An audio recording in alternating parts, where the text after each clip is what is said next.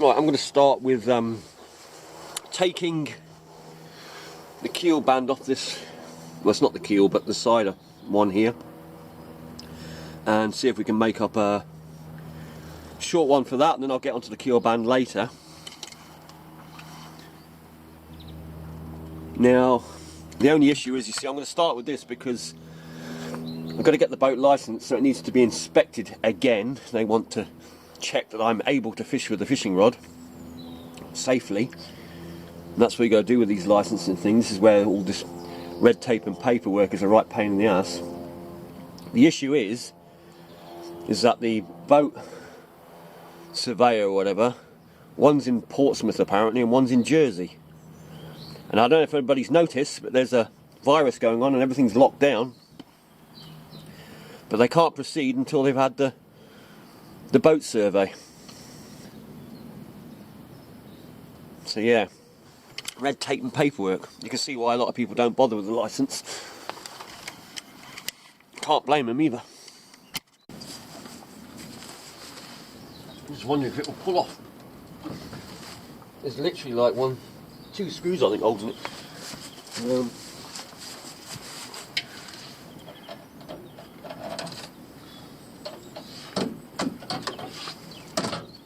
Yep, pretty much. Don't know what they were screwed into. It wasn't much, I can tell you that much.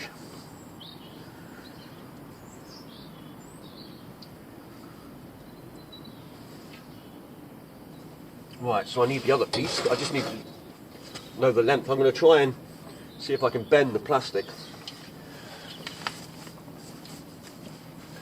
instead of having, I don't need to go up the sides, but I'd like to, because just things don't get hooked on it so easy then. Right.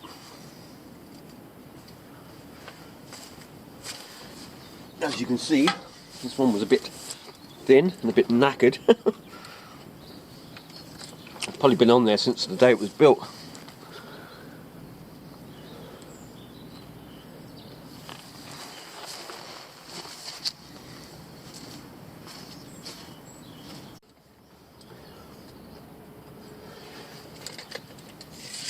So we say 4 inch going up the side.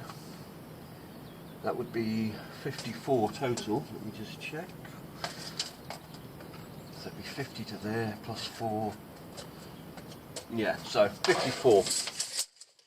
I'm going to use the metal, but I'm just going to double check it as well. Yeah, so like I was saying about the licensing thing for this, I've got to go and have surveys done and all sorts just to change my license over. Even though I've got the units for the boat, I've got to do that again.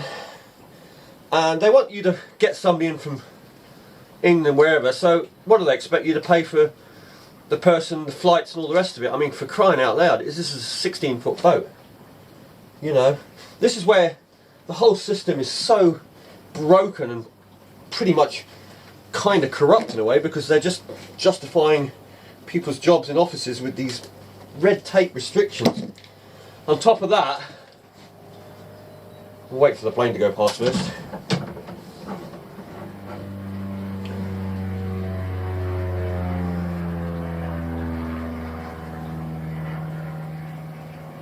Because although there's a lockdown on all over the place, there seems to be a lot of private planes flying in and out.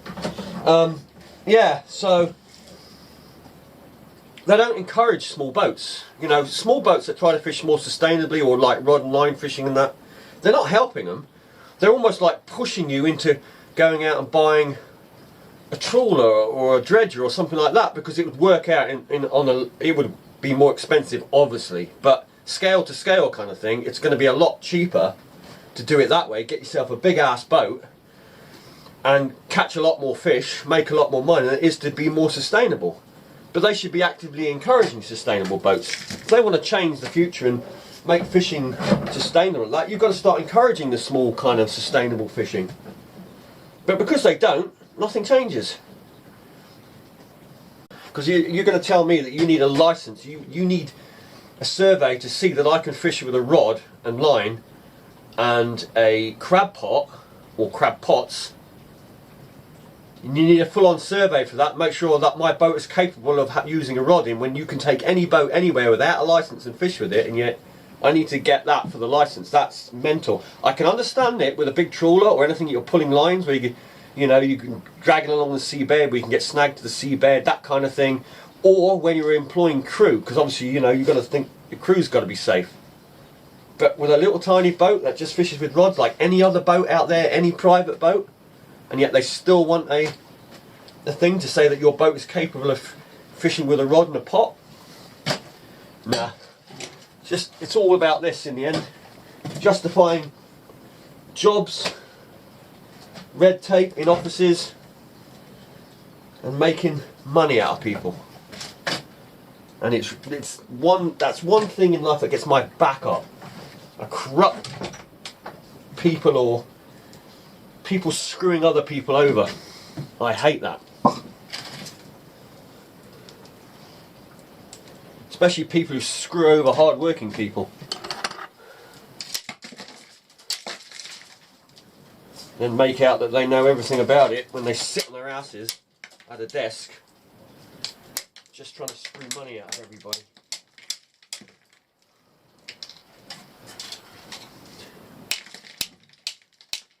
Take them all down the bloody harbour, down the pier, strap an anchor around them and kick them off the end of the pier. Best thing for those types.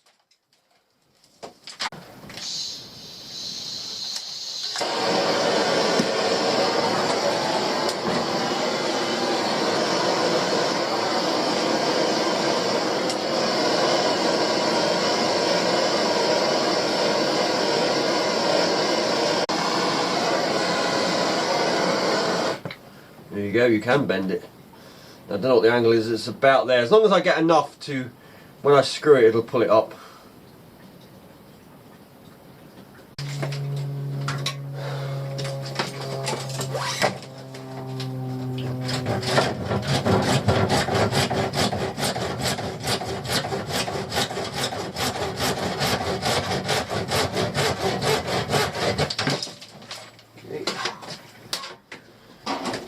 So I've got to make sure I've got enough left of the other one.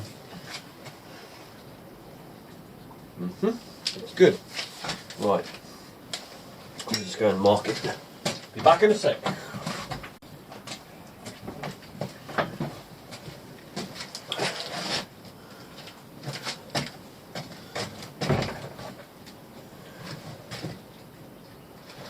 Right. Just need to bend that one there. That one's pretty much on. It's slightly overbent, but once the screws push it, it'll just pull it out a little bit. It's not enough to worry about adjusting it. It's close enough, put it that way.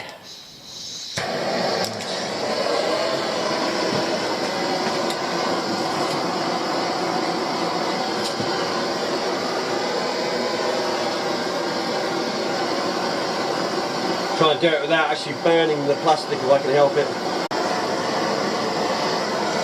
There we go. And the same with that one. Just check the other end. Yep. About there, we'll do it. Like I say, as long as it's close enough, it'll either press in or press out depending on how much you bend or don't bend. That'll probably come up. Well, that's probably about right, I'd say. And that is how you bend it.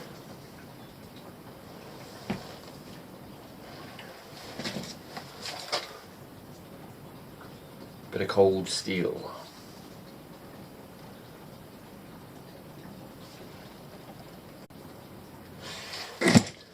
Should be it. Close enough. So there you go. How to turn up the ends to go just up the side. So that's that bit done.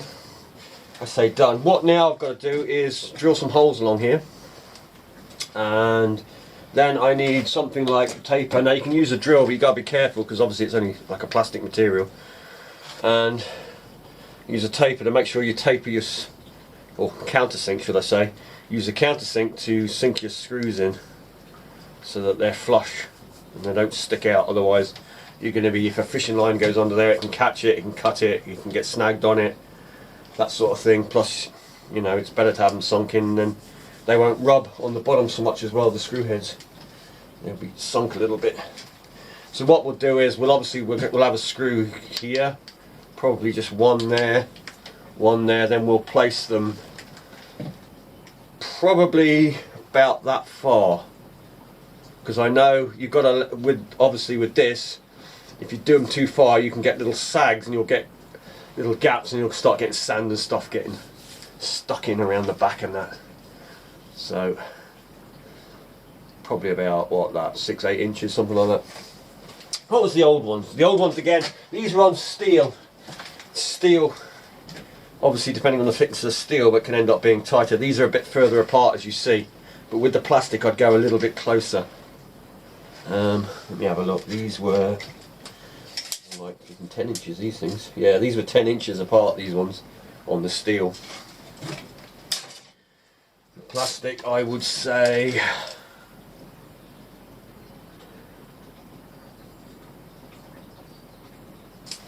no more than 8 maximum apart from screw to screw, because the things are going to have a screw here, and another one probably here, another one 16 here. Yeah, I reckon 8. I'm tempted to do 6.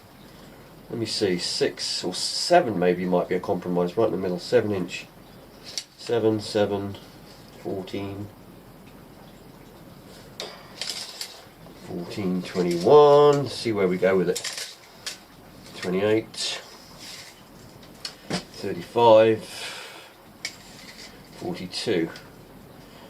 7, yeah, I'm going 7 because of the spacing on this, so I'll go 7 inch apart.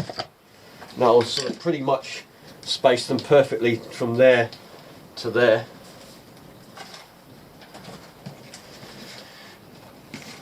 Probably better to have a couple more screws in than not enough, put it that way. Now screws, I bought 2 different ones. I don't know if they're going to be too long or not, because I bought them on a kind of guess of what size. So that's the ones I bought actually. Actually they're not far off the same length, I don't think. They're a little bit thinner. You'll see that's the original there. You can see that alright, that's the original, and that's the ones I've bought. See, these are self-tapping, but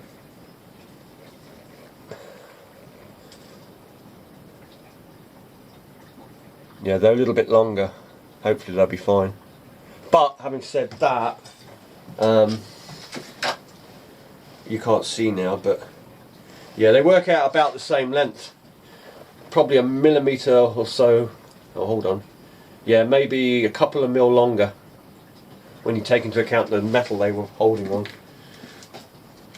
How does that compare to this? Yeah, because this is, I think it's going to be a little bit thicker than the steel, so it probably works out about the same. Yeah, pretty much the same. So they'll be fine. We'll use those ones. I did buy some other ones which were longer, but they are, I think they're too long, and I can use those on the boat for fixing stuff, and they are a tiny bit thinner by the looks of it, although not much, probably just the length is the difference. And yeah, if I put them a bit closer, that'll be better, being they're a bit thinner, and if we ever get one breaks, it shouldn't matter. They shouldn't break, but or fall out or anything weird like that.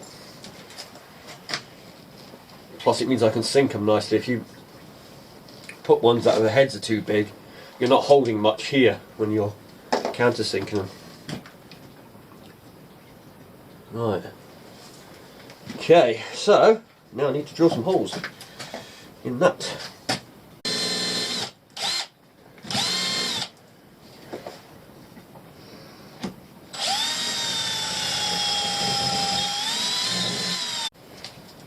So there you have it. You've got the screws countersunk like that. That could probably go in a fraction more, but generally like that. We've got the bend on it. Now this will go up. I won't probably fit it today. It depends on the video. It might come today, it might come in another video. Because what I want to do is resin up all the holes that were previously made from the old screws. I want to fill all those So I want it dry for a couple of days, and being it's been so damp and wet, I'm going to go and order a tarpaulin and cover it for a few days just to dry anything out. Then I'll go along with a hairdryer probably, just to make sure. Then I'll seal those holes. I will then use like a sealant. This is like a waterproof underwater sealant glue, you might say. It's a bit of both.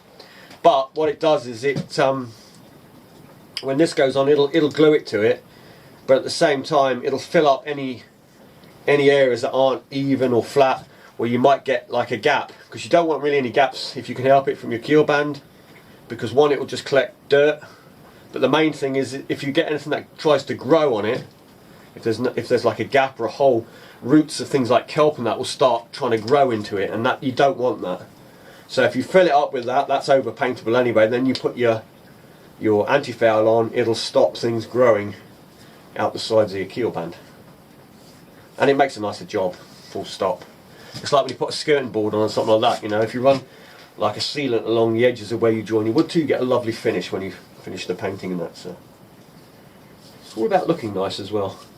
But there you go, that'll be the new side piece for that one. And then, like I say, I've got to make a much longer one for the whole keel. So I've got 2 lengths like that, which should do it. And I've got that extra, because I might change the other side yet, I don't know. We'll see how we get on with this one first. But the other side has got a metal one on it, and it has been replaced, so I might leave that one.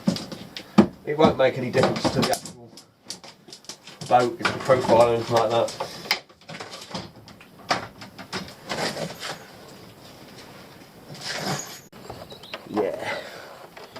Yeah, that's perfect. That will be absolutely perfect.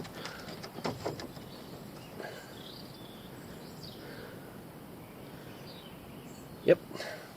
So my only concern is what we're screwing into. That there's actually not. You see, somebody who's done this before they've used like a filler, but the sealant is much better than using old. See there, you'll see that they've used filler there. So I have to clean all that off first before I attach it on, and before I put the sealant on as well. In fact, it's not too bad now. It's pretty dry now. I mean, I know it's been raining, but because the boat's like that, obviously no water's coming out of here. The keel, there is a little bit of dampness. I don't know if you can see it over there around the keel, so I reckon there's water coming through the hole somewhere. I reckon one of those screws goes too far. That's why I want to seal them all. It won't be a problem because there's the hull is double skinned, so you got this, and then you've got and the floor. So there's like a buoyancy section there. So I just got to make sure I seal all that before I put the new band on. But I want to get this done, because when I've done all this, then I can tip the boat up and get to that. That's why I want to pre-make these, because then I can just literally put it underneath, take that off, slap it on, screw it straight on, no messing around. Because you know what it's like hanging around upside down trying to do keel bands and stuff. And we are going to be, even though we'll have it tilted, we'll still be working kind of upside down. I think for the filling the holes, I think I'm just going to get some epoxy and put it into like a tube and squirt it in, so it squirts up inside and seals. So it's a better seal than just like spatulaing it kind of thing. Right, better get on and clearing all that off.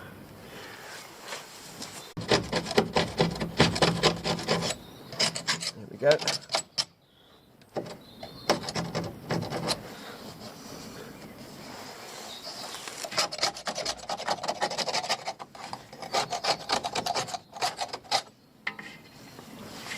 Right, we're going to attempt to cut out these. Now they're only held in on the edge here, in fact they're only touching on the edges, so get rid of them. Because we're going back to the original floor, and I'm actually putting, if you haven't seen a previous video or one of the older ones, I'm putting I've got a rubber mat I bought for the whole boat to put over the floor just to protect it and that. So.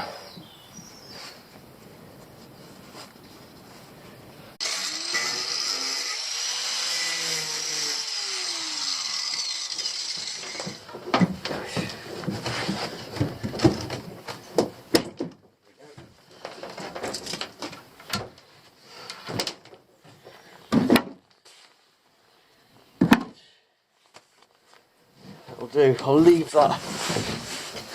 that one for now, in case I make a box for this because it lines up with the seat. And these I'll cut down, but I think I'll do it with a smaller Dremel or a chisel, because that's quite brutal and I don't want to accidentally go into the main fiberglass part, you know, into the floor or into the side, so I'll do it a little bit more gentle, you might say. But this in here, it's just like a filler. It should just pop off, that I would have thought, if I just get a spatula under it.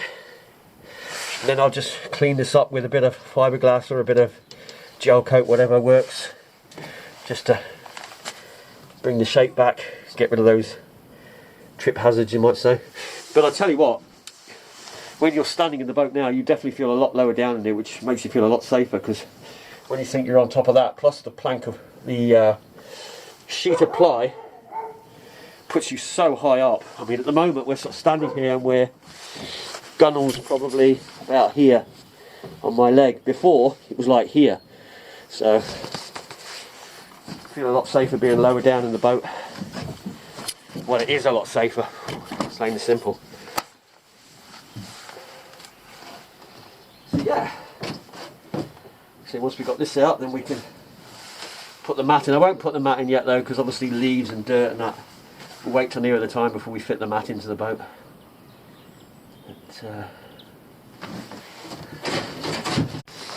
Right, next thing I want to do is take this off for now, because I'm gonna, as you see, there's a gap there.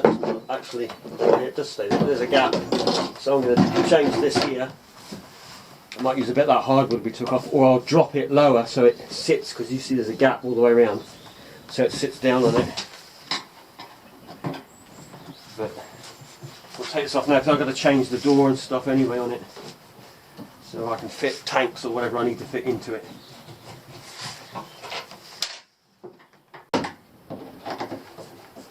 Plus, if we drop it down to the wood, or put a bit of wood there, it'll make the seat a bit more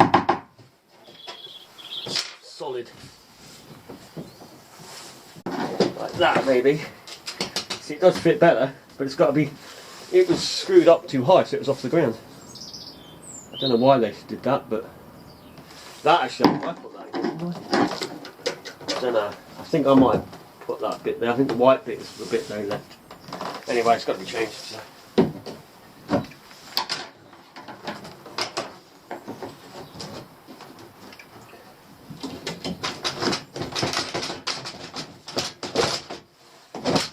we go.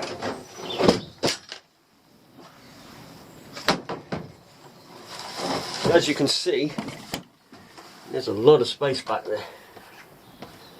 A heck of a lot of space. Plus I need to get in there as well, because if I put an engine mount here or here, I need to get under there to get the bolts. So I'll leave it out for the time being until I've done the engine bracket or whatever else I need to go through the back of the boat. But everything looks good in the back there. And this, yeah. That's just been stuck on there, look. In fact, that's probably a bit of... I better use the piece that I took out, put it in this here instead. Or we'll fiberglass it. Haven't decided yet.